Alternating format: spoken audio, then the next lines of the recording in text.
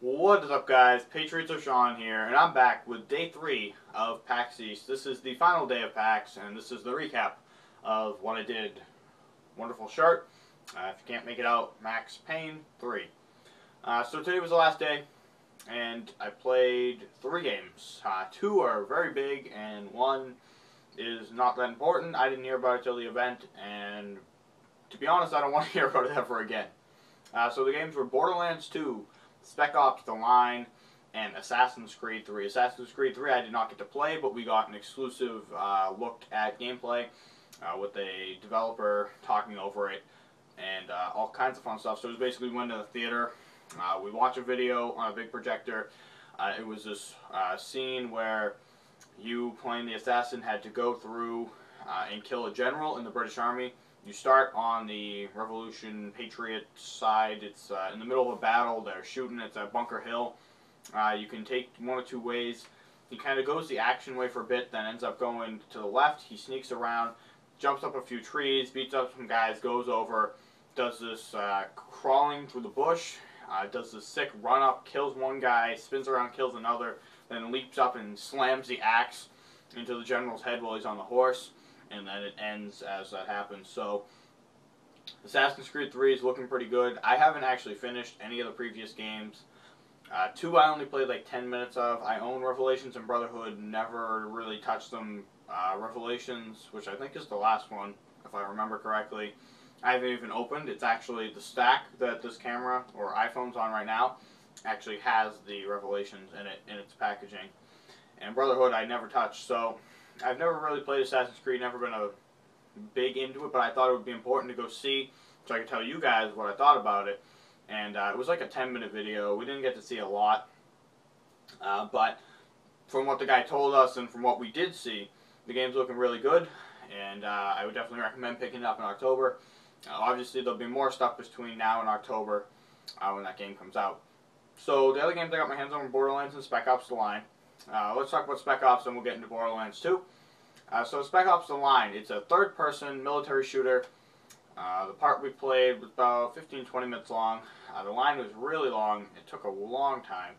And I don't know, I was disappointed to say the least. Basically, you're one guy in a squad of 3.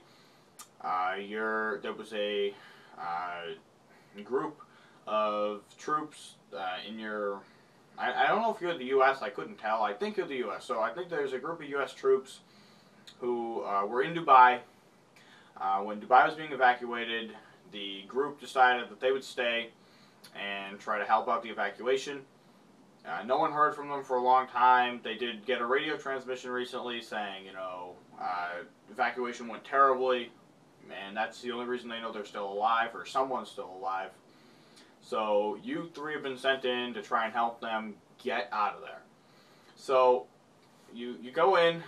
It was, I think, partially into the game. I don't think it was right at the beginning. It might have been, for all I know, but I felt like I was a bit into the game. And you go in. It's a cover-based shooter for the most part. You have control of your squad. Like, you can tell them to shoot this guy or stun this, and you know, that part was, I guess, a little... It's cool, but it's not new. It's nothing I haven't seen before. The controls were not necessarily bad. The aiming was a little... It was a little jumpy. Like, you couldn't really make precise movements. Like, you're kind of going like this, and then you go over here, go back over here, and you're trying to let you... If you want to go like this, but you're... So, it was kind of like go all the way to the left to come back a bit to the right. And, well... It wasn't necessarily poor in that regard. I would have liked it to be a little bit smoother. Obviously, there's time to tweak things, but it does come out in June, so time is definitely running out on that game's life cycle, development time. And for all I know, it could be over because that didn't say alpha or beta or anything. It just was the game. So the cover mechanic, they did something a little different. Most games you cover with A or X and you vault with it as well. They made Vault B, which, I mean, I don't think it helps in any way. I didn't think it was necessary. The cover mechanic works like Gears of War. Works like any cover mechanic you've ever played in games. It's basically generic. And that's the way I describe the whole game. Generic and boring. I mean, it's a military shooter. It's a third-person cover-based military shooter. The story is not interesting. Your team's been trapped and you have to go save them. Heard that how many times now? So, we did a survey after, and it said on a scale of 1 to 5, would you buy this game? 1 being no, 5 being yes, definitely. I gave it a 2, which said I'd consider it if there were no other options. So basically no. I don't recommend Spec Ops The Line. It's definitely a decent game. It's not terrible. Like, overall, it's good, but it's generic and boring. There's been games like it before. You know, you want a third-person shooter, play Gears of War. Army of Two is kind of what I'd compare it to. It's very similar to that. It's not bad, just not worth $60. You know, go pick up Max Payne 3 and get Diablo 3 and do stuff like that come June. I know those come out in May, but same time frame, I guess. And the last game I played was Borderlands 2, which I never actually played through Borderlands 1. I played a bit here and there of it. I had rented it, played a bit, brought it back. Then I bought it on a Steam sale, and I had never really touched it, but I'm thinking of going to play it now after playing what I played there. That line, we waited in the line to get in the line, so it was very popular. And overall, from the time I got to play it, it was fun. We played a two-player co-op on a LAN. You were supposed to get like 25 minutes or so. We ended up getting like 15 because they cut us short so that they could try to move some more people in. Not knowing about Borderlands 1, I don't know what they added and what they changed or if they did any different. But, you know, from what I did play, the game looks cool. I still love the art style. I did a lot of dual-wielding weapons, which I assume you could do in the past one. I don't really know. The skill points, you know, we started with 15 or so. They started us at like level 20 or something. So, you know, from what I played, the bug things are really annoying. The flying bug things, they're quite obnoxious.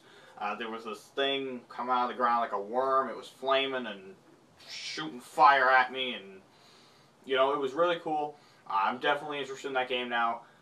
Previously, I was like, I might pick it up, but you know, there's Halo 4 and there's all kinds of things that come out starting September time. You know, I'm going to save my money for October when stuff comes out and all that kind of stuff. But I think I'm definitely, if I had to give it on that same 1 to 5 scale, I'd give it a 4 as to whether or not I was going to pick it up. It's like I'm probably going to do it unless something changes, you know, something happens or something else I want to get and I don't have the money to get Borderlands or my time is just not there right now. But eventually, if I don't pick it up at launch down the line sometime, I will pick up Borderlands 2. I think it was very good. I'm very excited about it. I think it was, you know, for Borderlands fans, it's definitely good. It's what you want in a second game. And, you know, obviously I didn't get any story bits or anything. I just kind of roamed around and shot things that were in front of me. So it was definitely good enough for me. So, yeah, that's PAX. That's day 3. That's it. PAX is gone. Overall, I had fun. I'm kind of upset. I missed so much stuff. There was so much there, and I wanted to do so many things, and there's just no time in the weekend to do it. You know, there were so many panels I would have loved to go sit in on, but, you know, I'm in 3-hour lines for Borderlands and 2-hour lines for Max Payne. I'm in an 1.5-hour line for Spec Ops, and, you know, Ghost Recon was like an 1.5 hours, and, you know, there's so many, like, indie games, and maybe not necessarily indie games, but they're not AAA titles that were there that I wanted to get my hands on and play because, you know, they're cool, and I wanted to check them out because, you know, you never know what you're going to find. There might be like a $5 game coming out soon that's, you know, just some, you know, for $5 it's gold. And I didn't get to check any of that stuff out. There were panels I wanted to go see that I didn't get to check out because I was in lines and I was here and there, and there's just no time throughout the day because, you know, you're in a line for 2 hours and you play for 15, 25 minutes. You know, you get out of the line, you know, you immediately go to that next thing, and by the time you're done, it's, you know, 4:30.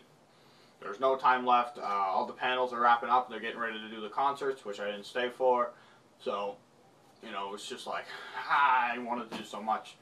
I wish they were there like a week so I could get everything done because, you know, Blacklight, I've played it, but I wanted to go, you know, support them over at the Intel booth.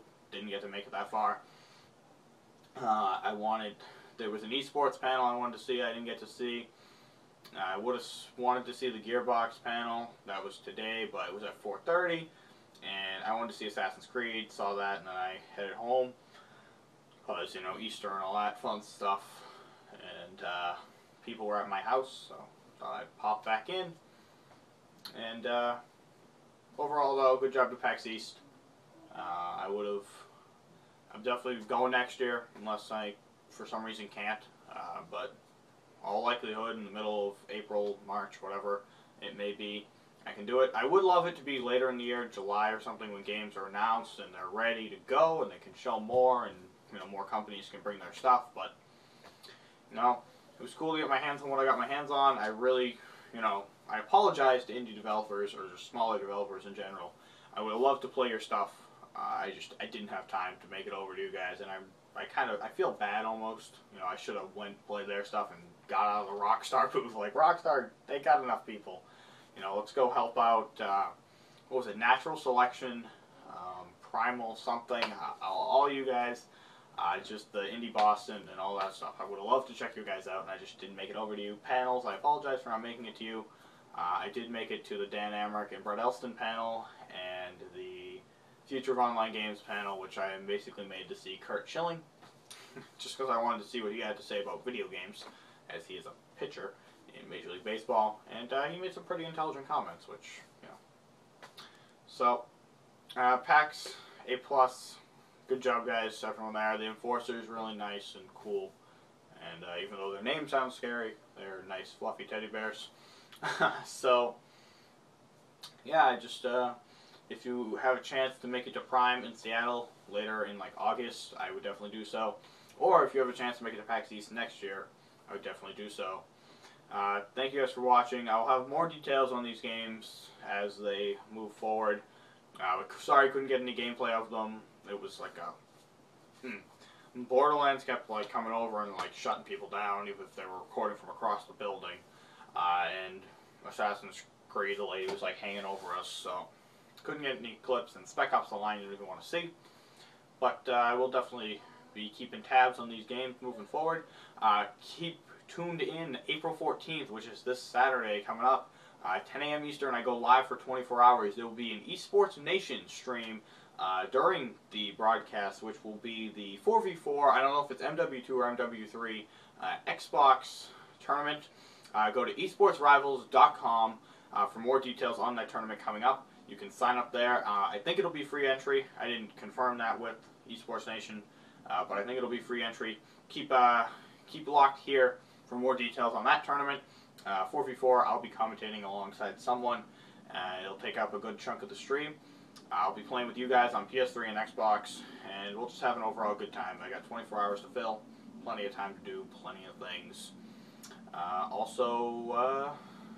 think that's it. Thank you guys for supporting me throughout this weekend. I hope that you stick around on this channel. I hope to see you. Oh, during this week I'll be doing giveaways if I get approval from Machinima. Otherwise, it'll be during the 24-hour live stream for charity, for Child's Play, which supports children's hospitals around the country, maybe the world. I don't really know. Thank you guys for watching. This has been Patriots or Sean, and I'll see you all later.